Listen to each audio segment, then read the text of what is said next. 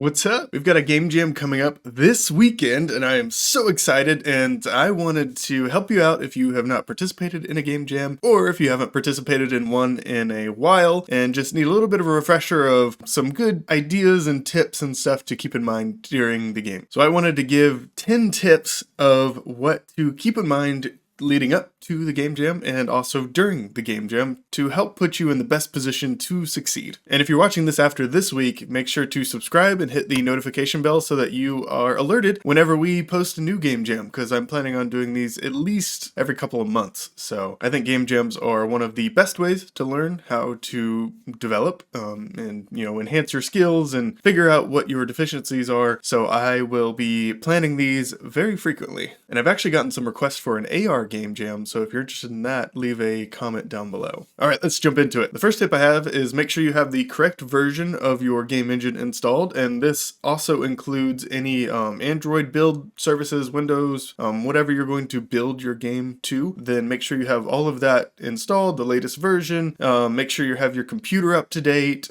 and any assets that you think you may be using in the game jam. And I know it may vary with the theme, but if you know you're probably going to make a low poly game, I would go through and just download some low poly assets so you don't have to wait at the very beginning. You can just go ahead and jump into it. Tip number 2, have a lot of snacks and drinks, energy drinks, coffee. Just make sure you just go to the store beforehand and get some of your favorite treats so you can snack on things while you're going along, because it is not good to get dehydrated and it's not good to forget to eat, because I do forget to eat while I participate in game jams because it's just 72 hours of full throttle. So I like to have some drinks, so I have a big bottle of water that I leave at my desk, and then I have like a big box of goldfish or just some other fun snacks. Tip number 3 is to practice something that you know that you are not too good at. So if me personally, I know that I am not the best at audio mixing and that kind of thing. So I would make a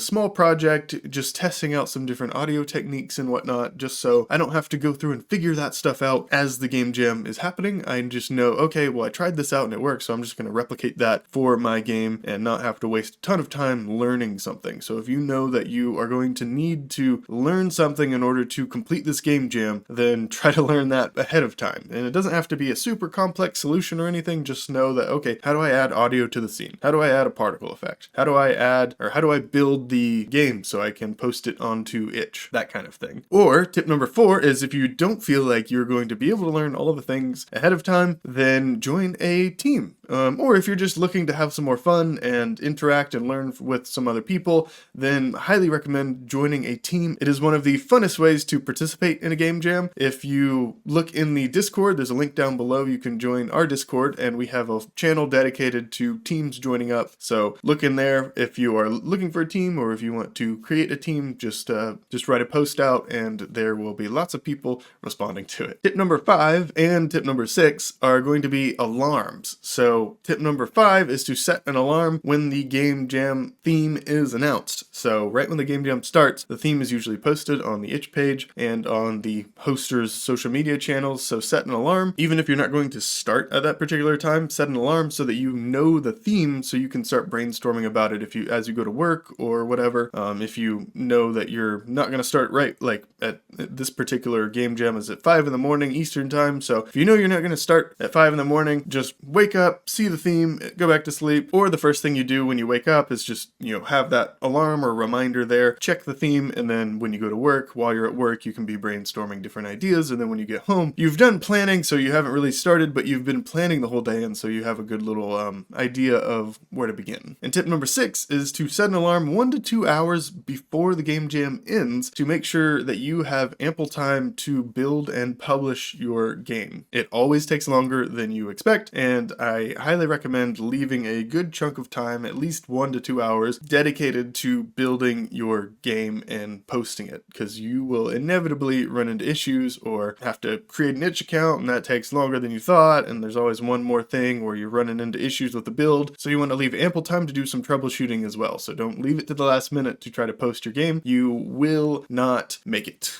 and you might not be able to participate in the prizes if you are late. So just keep that in mind. Tip number 7 is to let your friends, family, significant other know ahead of time that you're going to be participating in this kind of game jam, so you're not bombarded with calls and people asking you where you are and you aren't responding, so they get worried. Just let everyone know that you're going to be unavailable for the length of the game jam because it is very involved, and so you need to focus your energy and attention to the particular game jam. So just let them know where you'll be, just so someone's not freaking out that you haven't responded to your phone in 72 hours. Tip number 8, 9, and 10 are all about your specific game. So number 8 is to find the fun. So one of the most important parts of a game is that it is fun, you know? So tip number 8 I have for you is to find the fun. Do one mechanic, just try one mechanic, see if it's fun, see if it works. Don't try to spec out a whole game. Do one little mechanic that's really small that takes you maybe an hour or two to build. See if that one's fun, and if it's not, then try to switch over to something else, and you have the ability to switch over to something else because you didn't spend the whole time building out this whole game that's around something that's just boring or not fun. So find the fun first and then build out your game. Tip number 9 is to keep it small. So once you do find the fun, refine that so it is really fun and all the interactions are really nice and precise and snappy, and then add in other features. And especially when you're planning, just basically plan for one specific functionality, one specific feature, and don't add anything else. I know you guys, you have big goals and dreams.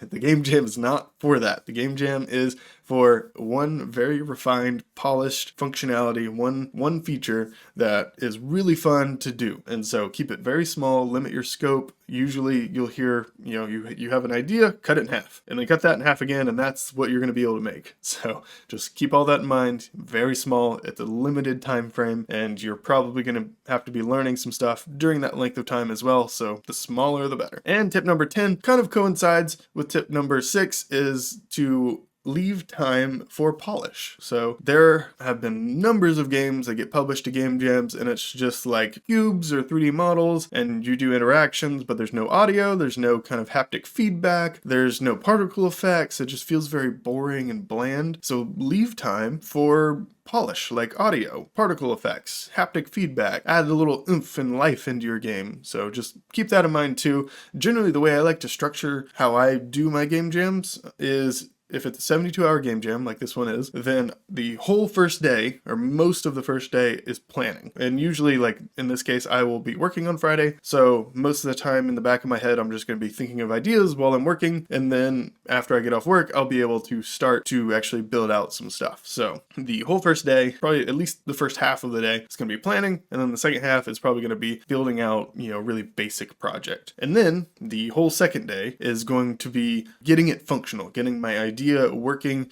getting the feature working and functional and fun. And then the whole last day is going to be polish. 1-ish day for planning, 1.5-ish days for actually building out the game, and then a whole day for polish, adding audio, adding particle effects, making the colors look good, giving it that extra oomph and life. And that's what really makes a game fun to play, is when you look around and everything's really nice and everything goes together with a theme and whatnot. So more time for polish than you would expect. And those are my 10 tips. If you have not signed up for the game jam this weekend, I highly recommend it. And if you are thinking to yourself, oh, well, I'm just a coder, I don't know anything about art, or the other way around, then join the Discord and ask to join a team in the Discord server. There are tons of people looking for teammates that need art skills or programming skills or whatever. So we have teams that fit your skill set, and even if you're just learning, I recommend just jumping on an existing team and just learning from them, seeing how they work GitHub and version control, which would be my bonus 11 tip, is use version control just in case your computer crashes or whatever. You have been doing commits and regular pushes, so